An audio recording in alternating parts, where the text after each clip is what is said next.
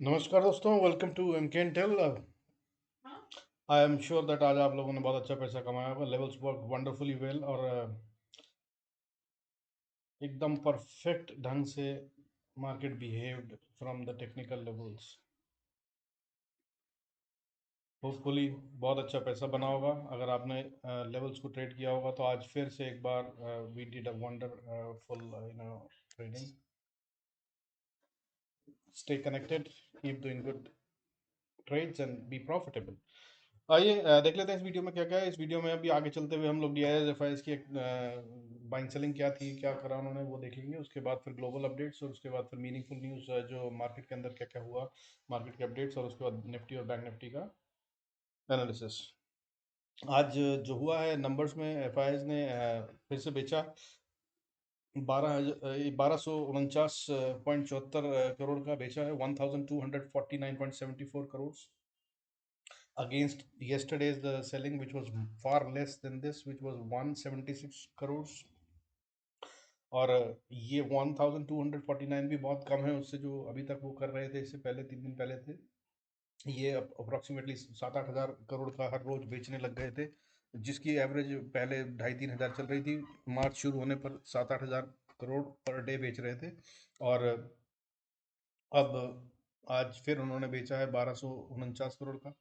और मैं जैसा कह रहा था कि अगर किसी दिन डीआईज ने बाइंग नहीं करी तो मार्केट लोअर सर्किट तक पे जा सकती है, जिस तरह की ये सेलिंग कर रहे हैं। अगर कहीं सोचिए 7-8 हज़ार करोड़ का बेच दिया होता इन्होंने तो आज क्या होता। ग्लोबल क्यूज मिक्स थे, उसकी वजह से भी थोड़ा सा मार्केट्स में रेजिस्टेंस आया। और डीआईज ने आज बहुत कम खरीदा, 98.25 करोड़ ओनली, जो कि कल उन्होंने खरीदा था 1098 करोड़ का। और जनरली 2.5-3 हज़ार करोड़ का रोज खरीद रहे थे अभी तक। लेट्स होप कि कल डीआईएस फिर से खरीदेंगे। और मैं यहाँ पे एक पहले disclaimer, this is only my opinion. तो वो ये है कि एलआईसी का आईपीओ, रोज एक खबर आ रही है, कभी बोलते हैं डिफर हो रहा है, कभी बोलते हैं कि नहीं होगा, कभी बोलते हैं कि जल्दी हो जाएगा। तो मुझे उससे बहुत गहरा कनेक्शन दिख रहा है डीआईएस की बाइंग का।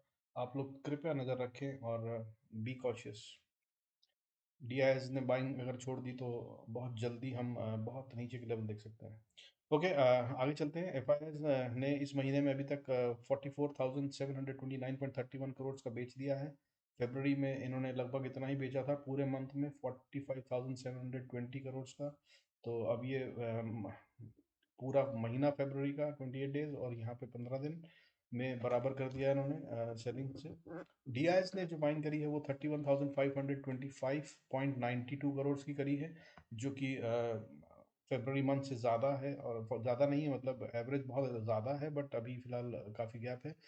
फरवरी मंथ में इन्होंने करा था 42,084 करोड़ की बाइंग। और अभी तक साल की बात करें तो टू 2022 में, यानी कि जनवरी फरवरी एंड मार्च के अभी जितने दिन हुए हैं, 15 दिन, उसमें 1,31,795 करोड़ का माल एफआईआई बेच चुके हैं। जो कि इन्होंने पिछले साल 2021 में 12 महीने में बेचा था 92,729 करोड़ का। उसके अगेंस्ट में डीआईएस की बाइंग अभी तक 95,538 करोड़ हो चुकी है। और ये पिछले साल से ज़्यादा हो चुकी है। पिछले पूरे साल 12 महीने में उन्होंने 94,574.91 करोड़ की बाइंग करी थी। आगे चलते हैं, देख लेते हैं इंपॉर्टेंट ग्लोबल अपडेट्स। तो एफ पी आईज ने अभी तक जो फॉरेन इन्वेस्टर्स हैं उन्होंने अभी तक आईटी स्टॉक्स में 41,000 करोड़ की सेलिंग कर दी है, which is equal to 5.5 billion dollars. और आईटी के ये शेयर्स को इतना क्यों बेच रहे हैं, I am not able to understand. But यही आज चाइना में भी कुछ हुआ था। चाइना की आज मार्केट में आईटी इंडेक्स जो है वो अप्रॉक्सीमेटली 11% तक डाउन चला गया था। और कारण अभी तक समझ नहीं आया। हालांकि IT is very strong after Covid, they have got wonderful opportunities and their business has grown wonderfully well. फिर भी ये लोग बेच रहे हैं, क्यों मालूम नहीं, पता नहीं, बट कुछ तो है। बिकॉज जनरली होता यही है कि एफआईएस के पास कुछ होता है ऐसा इंफॉर्मेशन जो हमारे पास बहुत देर में आता है। But keep an I and be safe. तो आगे देख लेते हैं। रशिया के डिफेंस मिनिस्टर ने कहा है कि रशियन फोर्सेस ने पूरी तरह से कब्जा कर लिया है खेरसन पे। Kherson region is now completely under the control of Russian army. And Ukrainian president ने कहा है, यूक्रेन प्रेसिडेंशियल एडवाइजर ने कहा है that we are at the fork in the road. Either there will be an agreement at the negotiations or Russia will go on the offensive. मतलब ये है कि वो कह रहे हैं कि हम तो मतलब क्या कांटे की नोक पर छुरी की धार पर हैं, और या तो हम रशिया के कहे अनुसार उनकी नेगोशिएशंस पे साइन करें, या वो ताकत से हम पे कब्जा कर लेगा, तो हमारे पास तो ऑप्शन ही नहीं है, which is to an extent true भी है। यूक्रेनियन प्रेसिडेंशियल एडवाइजर ने कहा है साथ में कि Russian forces are not currently trying to take Kyiv. तो मतलब कीव पे कब्जा करने की कोशिश नहीं कर रही है रशियन आर्मी फिलहाल, जो कि काफ़ी जोर शोर से चल रही थी, पहले उनकी कैपिटल है। तो पता नहीं ये अच्छी है कि बुरी खबर, बट अभी for now there is a silence. Let's move on. आज हमारी अपनी मार्केट में क्या हुआ, कौन कौन से मेन शेयरों में। परसिस्टेंट सिस्टम्स के अंदर जो है अनाउंसमेंट करी है उन्होंने कि they will be buying media agility India for $71.71 million। Huge amount, serious amount. ये शेयर कमाल कर सकता है, इतना बढ़िया कैश वो इन्वेस्ट कर रहे हैं और किसी कंपनी में कर रहे हैं तो कोई कारण ही होगा। But don't jump on, please देख कर समझ कर डिप्स पे कोशिश करें एक्यूमुलेट करने की, अदरवाइज मैं कोई रिकमेंडेशन नहीं दे रहा हूँ।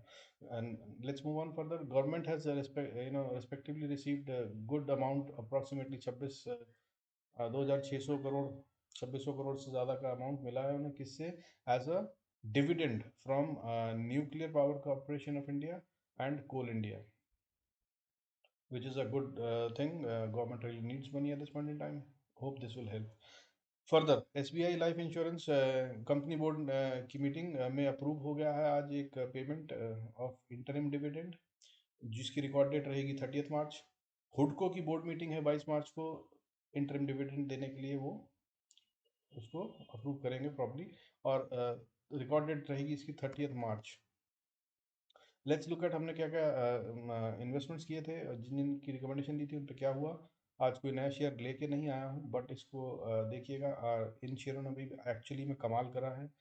इतनी स्टीप फॉल में भी लगभग सभी शेयरों के स्टॉप लॉस इंटैक्ट हैं अभी भी। इतना छोटा स्टॉप लॉस था, इतना छोटा स्टॉप लॉस दिया था मैंने इनमें कि मतलब लॉस तो किसी को हुआ ही नहीं होगा शायद।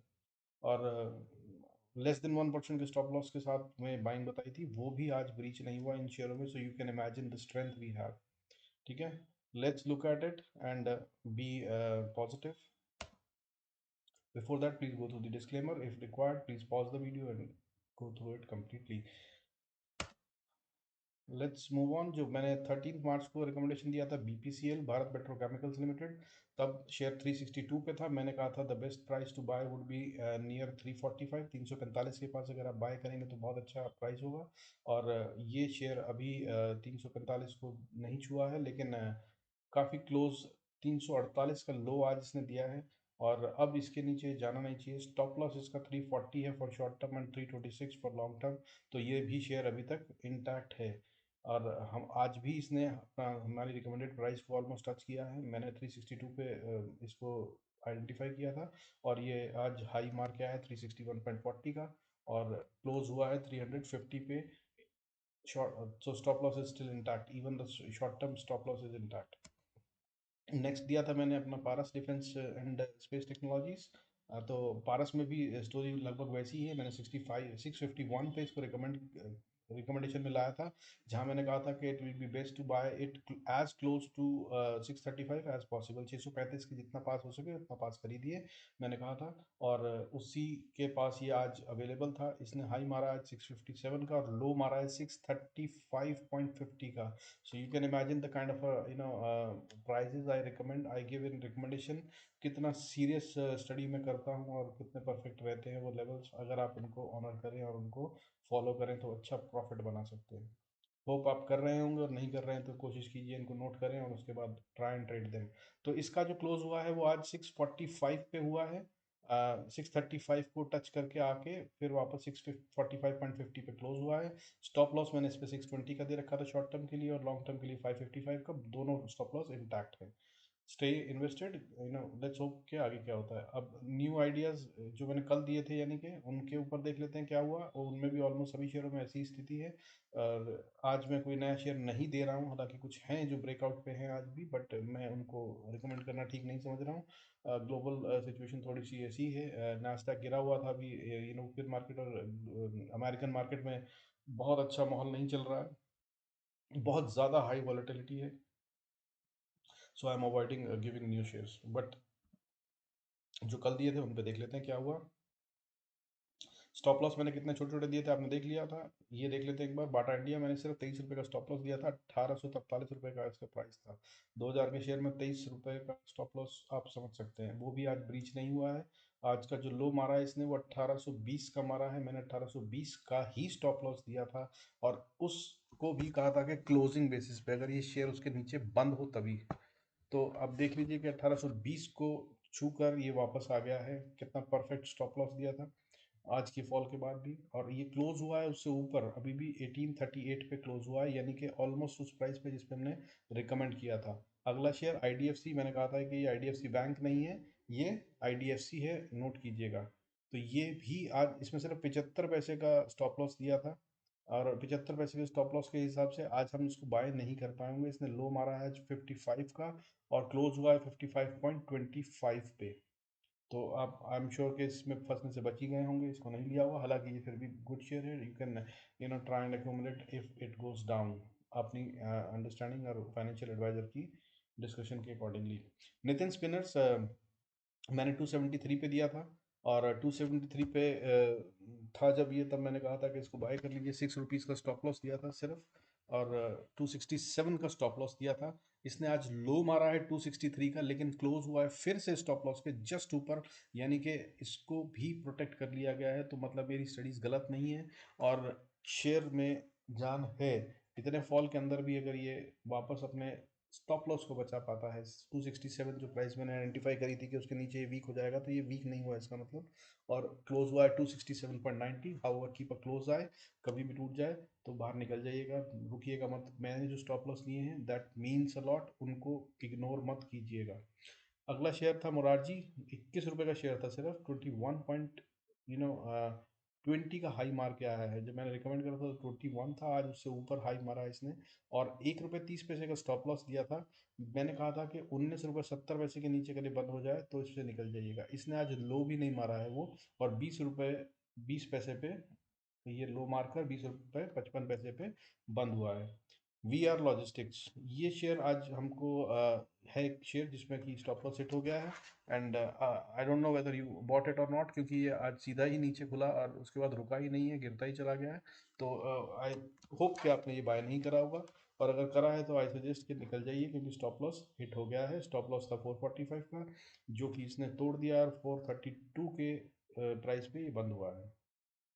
अगला शेयर था पावर मैक, 895 का ये शेयर था, और 895 के शेयर पे ये बंद हुआ है आज 896 पे, और 883 का स्टॉप लॉस है, जो कि अभी भी इंटैक्ट है। Stay invested. अगला शेयर था दीपक नाइट्रेट, मैंने कहा था, लेकिन my apologies, it was not Deepak nitrate but it is Deepak fertilisers. और मैंने इसके भी जो लेवल्स दिए थे वो सब ठीक थे एक्सेप्ट फॉर द नाम, बिकॉज थोड़ा सा कंफ्यूजन हो गया था लिखते हुए। दीपक नाइट्रेट भी उस न्यूज़ के अंडर में आता है जो कल मैंने बताई थी कि चाइना में जो फिनाइल बनाने वाली सिटी है वहाँ पे लॉकडाउन हो गया है, उसकी वजह से इसके अंदर एक अच्छा स्पाइक आ सकता है। और मैं आपको भी फिर बता दूं कि जब किसी शेयर को ऐसे इमीडिएटली बाय करना हो बिग मनी ने, स्मार्ट मनी ने, तब वो गिराते हैं शेयर को इसी तरह, so that they can make the retail move out of that. तो इसमें डिप आया है अनडाउटेडली, बट हमारे लेवल्स इंटैक्ट हैं। 562 पे था जब ये मैंने रिकमेंड करा, और ये 567 का हाई मार के आया है। ठीक है, तो हमारी रिकमेंडेड प्राइस से ऊपर गया था, और लो इसने मारा है 540 का जब, तो उसको इसने सेव कर लिया है, और 545 का मैंने स्टॉप लॉस दिया था, एंड 546.95 पे ये क्लोज हुआ है। कीप अ क्लोज आई, इसमें से भी ज़रूरत हो तो आप निकल सकते हैं, या चाहें तो होल्ड कर सकते हैं। आने वाले टाइम में ये ज़रूर देगा फ़ायदा, क्योंकि चाइना में जो लॉकडाउन हुआ उसका असर तो आएगा।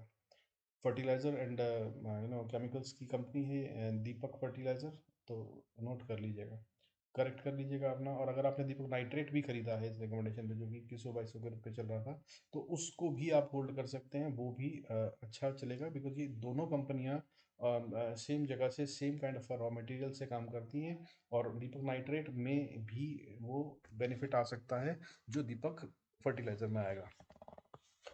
किर्लोस्कर इंजीनियरिंग, इसका मैंने रिकमेंड करा था, 137.75 पे क्लोज हुआ था कल, और मैंने कहा था कि इसको बाय कर लीजिए, यानी कि आज सुबह। तो सुबह ये लो मार के आया 133 का, और हमारा स्टॉप लॉस था 132, और उसके ऊपर बंद हुआ है 134.75 पे।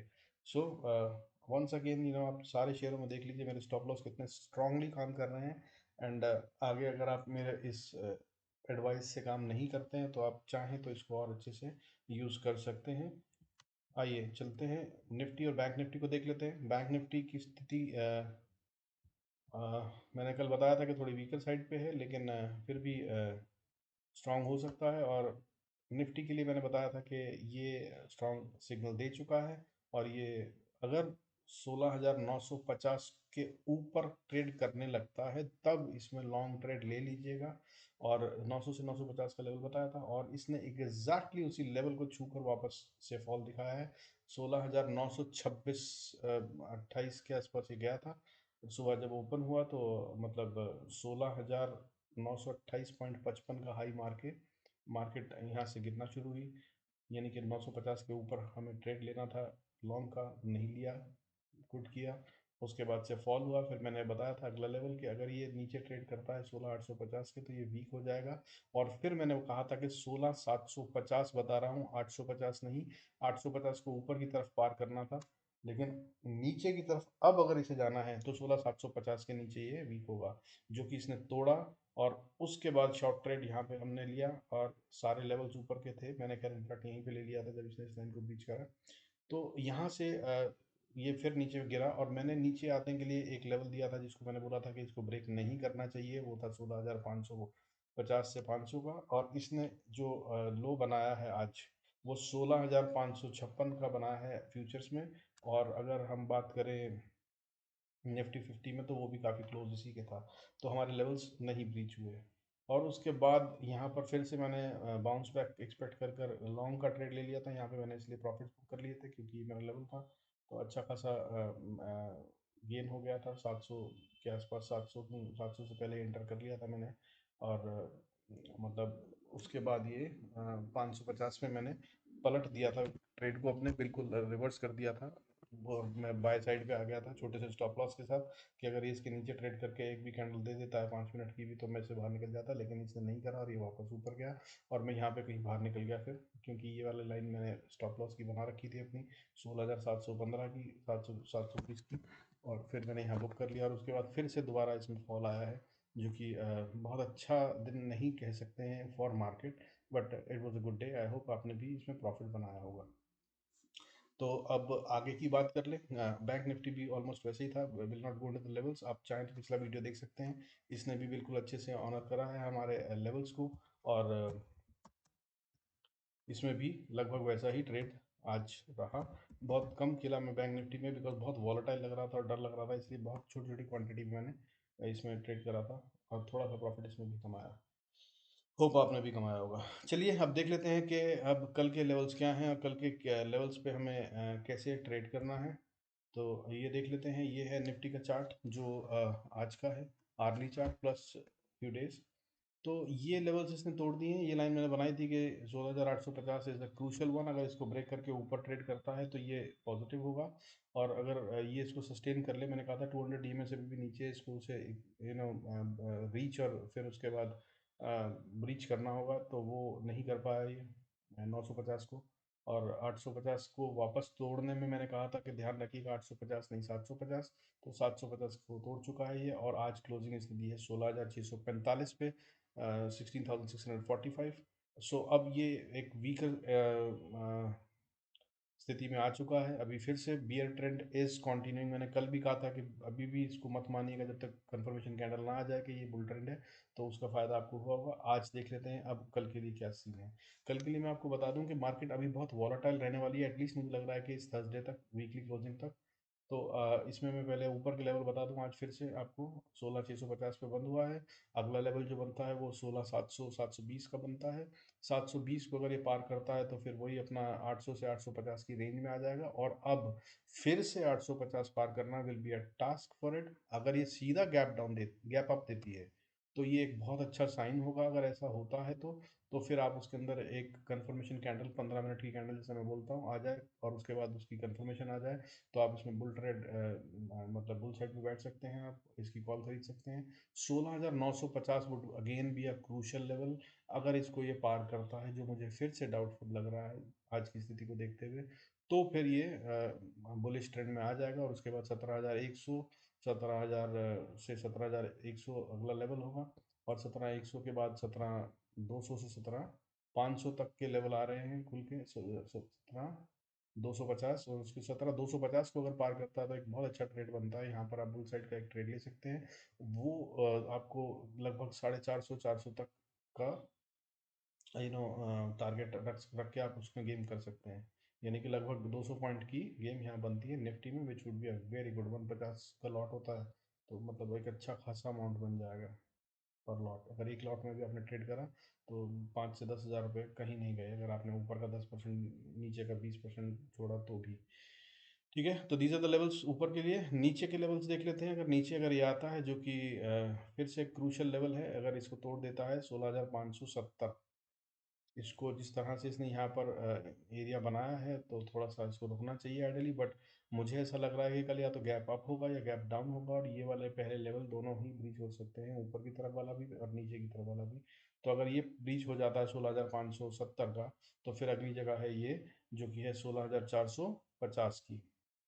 और ये एक ज़्यादा स्ट्रॉन्गर सपोर्ट होनी चाहिए मेरे हिसाब से। अगर मार्केट यहाँ पर आकर रुकती है 10 मिनट भी, तो अपने शॉर्ट्स को थोड़ा सा कोशिश कीजिएगा कि स्टॉप लॉस अपने ट्रेल कर लें, अगर बुक नहीं करना है तो। हालांकि मेरे को लगता है मैं शायद बुक कर लूँगा और ज़रूरत होगी तो दोबारा एंटर करूँगा। तो 16,450 को अगर ये तोड़ती है नीचे, तो फिर अगला लेवल 16,400 का आता है, 390 का इनफैक्ट। और अगर 390 टूटता है तो फिर सपोर्ट 352 पे भी बन सकती है। और फिर उसके बाद नीचे की सपोर्ट 16,225 पे, बहुत अच्छी सपोर्ट है ये। इसको इसे ब्रेक नहीं करना चाहिए। अगर इसको ब्रेक कर देती है तो फिर मान लीजिएगा कि हम डाउन ट्रेंड में आ गए हैं वापस, और अब ऊपर की तरफ कम और नीचे की तरफ ज़्यादा चलेंगे। उससे अगला लेवल 16,136, 16,136 के बाद अगला लेवल 15,950। 950 से 930 को अगर ये तोड़ देता है तो फिर अगला लेवल आता है 15,680 85 का। इसको इसे नहीं तोड़ना चाहिए। मुझे ऐसा लगता है कि यहाँ पे एक बाउंस आएगा, चाहे वो वैसा ही हो जैसा आज आया था आखिरी में, और उसके बाद फिर दोबारा उस बाउंस को छोड़ दे। लेकिन इस आखिरी के बाउंस में हमने अच्छे खासे 150 पॉइंट 125 पॉइंट कमाए थे। तो वो हो सकता है यहाँ पे आए, और हो सकता है यहीं से अगर रिवर्सल लेना है मार्केट को तो ले सकती है। और ये वो जगह भी हो सकती है 15,690 से 650 मान लीजिए, जहाँ पे आप चाहें तो अपनी इन्वेस्टमेंट शुरू कर सकते हैं। मुझे ऐसा लगता है कि this will be a very strong area. और अगर इसके नीचे जाती है तो वापस फिर से यहाँ तक तो आ ही जाएगी। उसके बाद अगला लेवल आएगा 15,550। मेरे को लगता है कि 15,550 से 100 पॉइंट और मैक्सिमम मान लीजिए 15,450 तक कोई वीक बन सकता है। लेकिन वहाँ पर बहुत अच्छा सपोर्ट है, और वहाँ से तो मार्केट को एक बार बाउंस करना ही चाहिए। एक बार में ये इसको नहीं तोड़ेगी, आएगी, टेस्ट करेगी, नीचे जाएगी, ऊपर आएगी, ऐसे करके कहीं इसको उसको ब्रेक करना चाहिए। अनलेस कोई बड़ी खतरनाक कोई न्यूज़ आ जाए कि रशिया ने कोई न्यूक्लियर पावर छोड़ दिया, अमेरिका रशिया का झगड़ा हो गया। So these are the levels for Nifty. And let's look at bank Nifty के लेवल्स। बैंक निफ्टी के लेवल्स भी कुछ बढ़िया से देख लेते हैं कि काम करें आज हमारे। इसने एक बहुत अच्छा काम करा है कि आज मैं 30 मिनट चार्ट पे देख रहा हूँ, इसने अपना 5 PM में नहीं तोड़ा है, जो कि बहुत क्रिटिकल होता है, जिसका मतलब होता है कि नीचे हो जाए। तो ये अभी भी वीक नहीं है। कल जितना वीक था, मैंने बोला था कि कल स्ट्रांग नहीं है, आज मैं बोल रहा हूँ वीक नहीं है। का मतलब ये नहीं है कि ये स्ट्रांग है। इसका मतलब ये है कि कल मैंने जितना वीक बोला था ये उतना ही वीक अभी भी है, इसमें ज़्यादा गिरावट नहीं आई, निफ्टी ज़्यादा वीक हो गया है। ठीक है, तो उसके हिसाब से अगर देखें तो इसमें अच्छा, दूसरी बात और बता दूं, आपको फ़ायदा हो सकता है इससे, इसको जैसे आप यूज़ कर सकें। अब जब ऊपर की मूवमेंट आएगी, तो बैंक निफ्टी ज्यादा तेज बढ़ेगा for at least this up move जो भी अब आएगा। ठीक है, तो इसमें ज्यादा पैसा बन सकता है। चाहे तो आप यूज कर लीजिए। आइए लेवल देख लेते हैं। तो बंद हुआ 34,941.70 पे। ऊपर की तरफ अगर हम जाते हैं तो एक स्टिफ रेजिस्टेंस ही फेस करेगा 35,200 पे। ठीक है, 35,200 को अगर ये पार करता है, जो कि इसके लिए टफ है, तो ये 35,650 से 35,800 तक एक स्ट्रॉन्ग रेजिस्टेंस फेस कर सकता है। और अगर इसको पार कर लेता है ये, तो ये बहुत अगली रेजिस्टेंस स्ट्रॉन्ग वाली इसके बिल्कुल पास में ही बैठी है।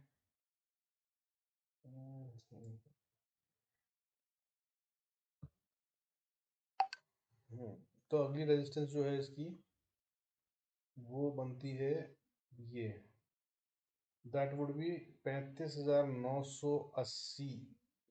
35,980, 36,000 मान लीजिए। 36,000 पार तो ये मुश्किल ही कर पाएगा, मुझे ऐसा लग रहा है।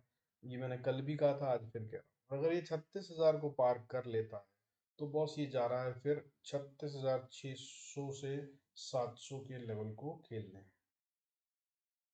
और ये हो सकता है कि आ जाए, अगर गैप अप ये कुछ होता है तो।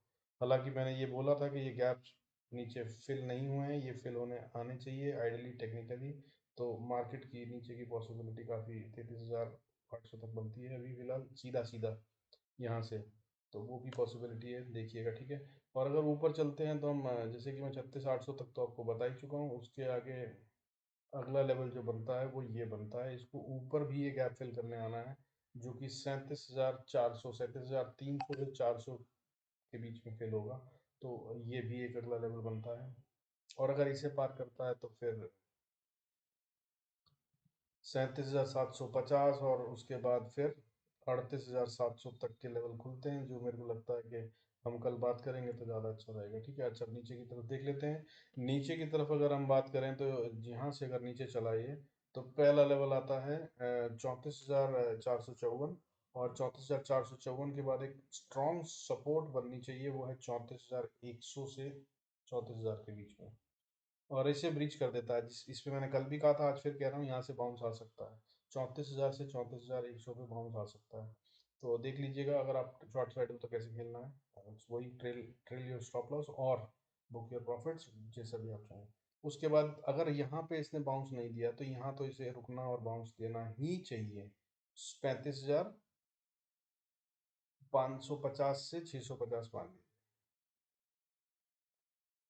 इसके बीच में ये यहाँ से बाउंस करेगा, और अगर इसको ये नहीं डिफेंड करता है, तो फिर हम जा रहे हैं सीधा 32,500।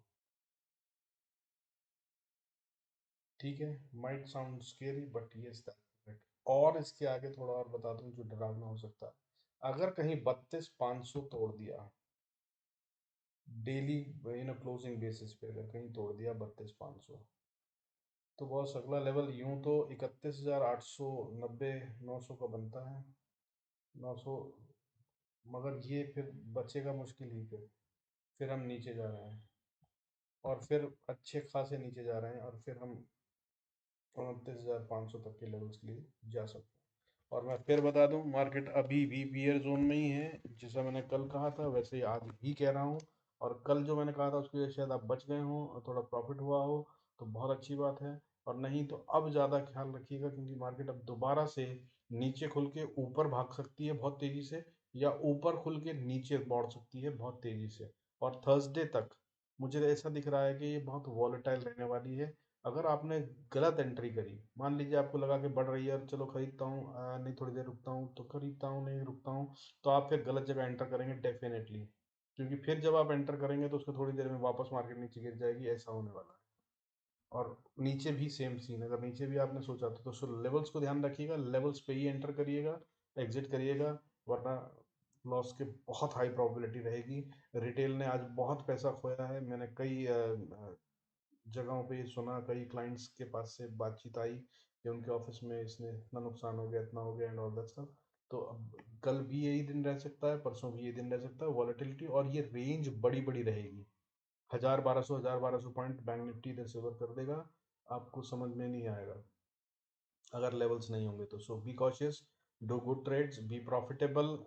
Rule number one, don't lose your capital. Rule number two, always wait for the confirmation candle. At least 15 minute की कैंडल जरूर देखिए, नहीं तो गलती हो सकती है. ठीक है, keep doing good trades, be profitable, stay connected. God bless you. Thank you so much for all the support.